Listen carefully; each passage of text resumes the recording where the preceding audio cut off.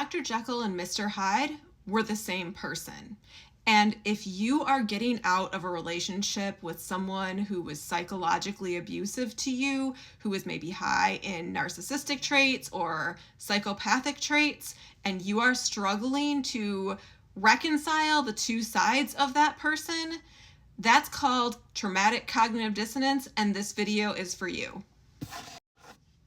My name is Jessica Payne, and I'm a licensed therapist specializing in recovery from psychologically abusive relationships with individuals who are high in dark triad or vulnerable dark triad traits. So I see a lot of people who are coming into my office and they're confused because they're coming out of a relationship with someone who discarded them, who devalued them, who is highly critical, who made them feel like they were losing their minds every time they had a conversation, who have become very difficult to deal with, who maybe have moved on very quickly and have like a new source of supply, or perhaps they are going through a difficult co-parenting situation with them, and the person is using like post-separation abuse and litigation abuse against them, or a number of other factors.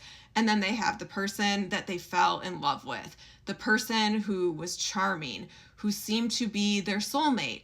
Maybe someone who loved animals, who was great with children, or who was really vulnerable and had all of this past trauma. And they're wondering, how could this person be the same as this person? Maybe they're right, and I actually was the problem, and I caused them to be mean. Maybe it was my fault. But no. This is flawed logic, and it's what the abuser wants you to believe. People are complex, and narcissism, psychopathy, Machiavellianism, all of these things are just labels, and they aren't necessarily categorical. These traits exist on a spectrum, so we can't necessarily distill someone down into just like this psychopath-shaped bad guy. A lot of times you're going to have experiences where the person did seem to be good and kind, and also a lot of it was part of the cycle of abuse, because if they were just nasty all the time, no one would have anything to do with them. The positive memories, they can actually be more traumatic than the negative memories. They're what keep you hooked. People will work so unbelievably hard to win the prize that they get from intermittent reinforcement. It is addictive. It causes the brain to get addicted. It's why slot machines work, and narcissists, psychopaths, other abusive personalities, they weaponize that against their victims. So a lot of survivors, they leave these relationships, their heads are completely spinning, and they don't even necessarily fully understand what happened to them. And then they go and they try to talk to family members or friends about what happened.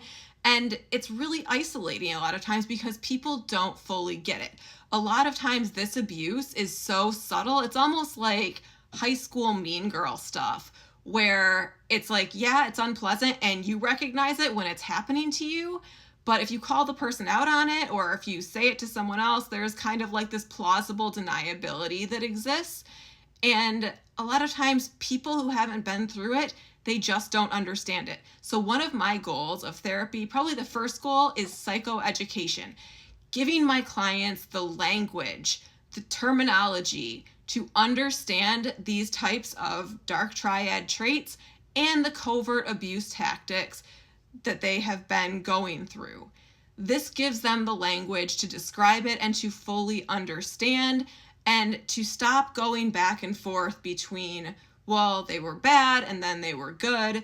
Instead, they are able to integrate it in and make sense of things a little bit better. And that can help them to get to the point where they are able to move forward and heal more effectively.